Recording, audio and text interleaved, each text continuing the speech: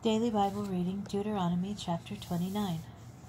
Moses summoned all Israel and said to them, "You have seen all that the Lord did before your very eyes in the land of Egypt, to Pharaoh and to all his courtiers and to his whole country, the wondrous feats that you saw with your own eyes, those prodigious signs and marvels. Yet to this day the Lord has not given you a mind to understand, or eyes to see, or ears to hear.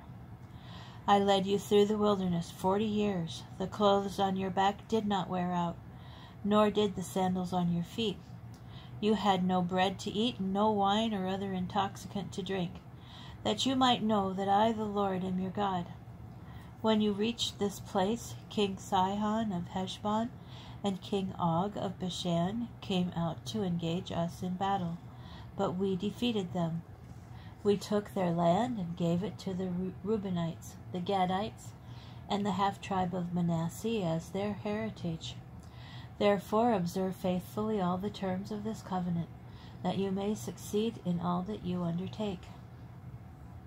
You stand this day, all of you, before the Lord your God, your tribal heads, your elders and your officials, all the men of Israel, your children, your wives, even the stranger within your camp, from wood chopper to water drawer, to enter into the covenant of the Lord your God, which the Lord your God is concluding with you this day, with its sanctions to the end, that he may establish you this day as his people and be your God, as he promised you and as he swore to your fathers, Abraham, Isaac, and Jacob.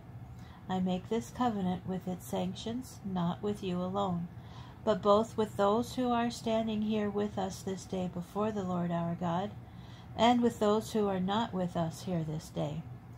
Well, you know that we dwelt in the land of Egypt, and that we passed through the midst of various other nations through which you passed, and you have seen the detestable things and the fetishes of wood and stone, silver and gold that they keep.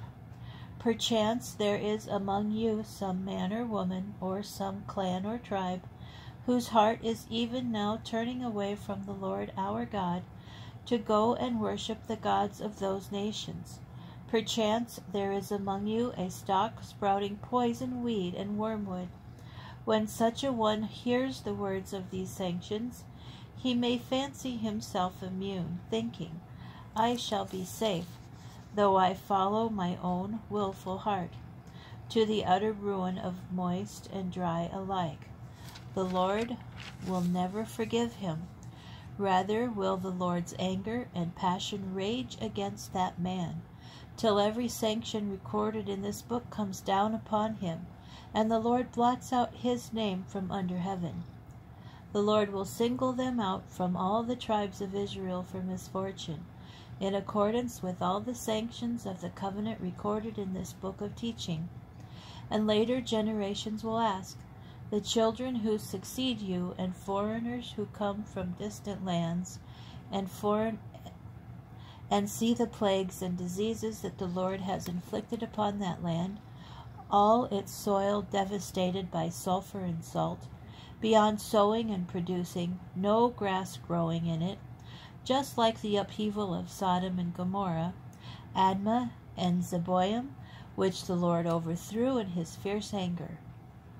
All nations will ask, why did the Lord do thus to this land? Wherefore that awful wrath? They will be told, because they forsook the covenant that the Lord, God of their fathers, made with them when he freed them from the land of Egypt. They turned to the service of other gods and worshipped them, gods whom they had not experienced and whom he had not allotted to them. So the Lord was incensed at the land and brought upon it all the curses recorded in this book. The Lord uprooted them from their soil in anger, fury, and great wrath, and cast them into another land, as is still the case.